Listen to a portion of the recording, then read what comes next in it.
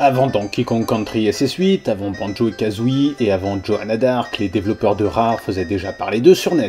Allez, on retourne en 1990. La NES a réussi à impressionner plus d'un joueur grâce à des graphismes qui en mettaient littéralement plein la vue. Et Snake Rattle and Roll fait partie de ces perles qui utilisaient de façon très intelligente la 3D isométrique. Le but du jeu était de guider un serpent à travers de très courts niveaux dans lesquels il fallait bouffer un maximum de petites boules colorées afin de passer au stage suivant. On pouvait y jouer à deux et les musiques très rythmées lui donnaient un charme incontestable. Le jeu avait beaucoup pour lui, comme son originalité. Incarner deux serpents voraces, aujourd'hui encore, ce n'est pas super courant. Il y avait des tas de bonus à ramasser comme l'extension de langue, la clé qui faisait aller plus vite, l'horloge qui rajoute du temps ou encore la classique vie supplémentaire.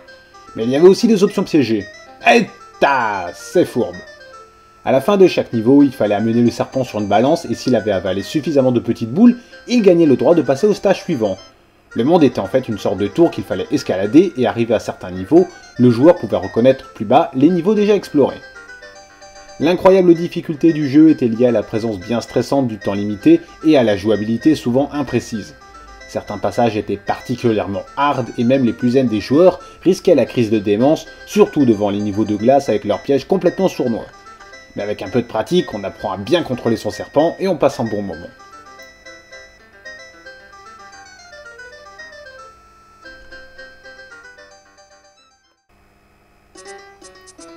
Avec sa vue de 3/4 et ses musiques connues, le jeu part déjà avec de bonnes cartes en main. Quand on commence à jouer, on est surpris devant tant de bonnes idées. Il n'y a par exemple pas de barre de vie, mais sitôt qu'un serpent se fait toucher, il perd une partie de son corps. Quand il ne reste plus que la tête, c'est que la fin est proche. Une seule solution, il faut bouffer de la petite boule. Ça c'est top. Il y a un esprit de compétition entre les deux joueurs pour savoir lequel aura le meilleur score, mais le gros du jeu favorise la coopération.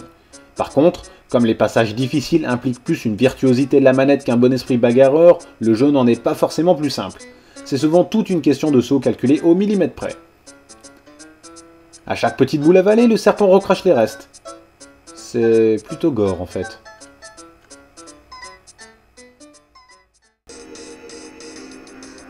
Autant le premier niveau est gentil tout plein, autant ça se corse méchamment dès le second. Les Niblet et Piblaise, ou un truc dans le genre, sont de plus en plus vivaces et agiles.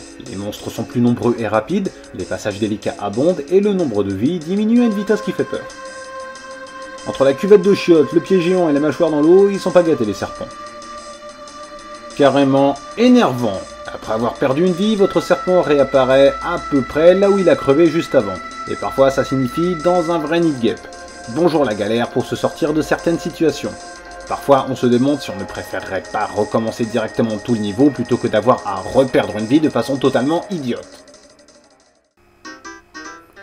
À cause de sa trop grande difficulté, le jeu n'a pas remporté un grand succès. Et ça, c'est bien dommage, car il y avait là un potentiel de folie et un concept qui aurait pu plaire. En tout cas, même s'il ne doit rester que dans les souvenirs, Snake Rattle and Roll est un bon jeu d'action, très coloré, très marrant, avec des tas de petites choses qui le rendent intéressant, comme les ennemis qui évoluent ou la réelle variété des niveaux. Et puis il y a des tas de passages secrets et de niveaux bonus. En fait, le premier niveau est excellent, mais après ça devient trop difficile. Le jeu pourra encore éventuellement plaire aux joueurs qui l'ont connu à l'époque sur la NES, mais les autres passeront leur chemin. Et on ne pourra pas trop leur en vouloir.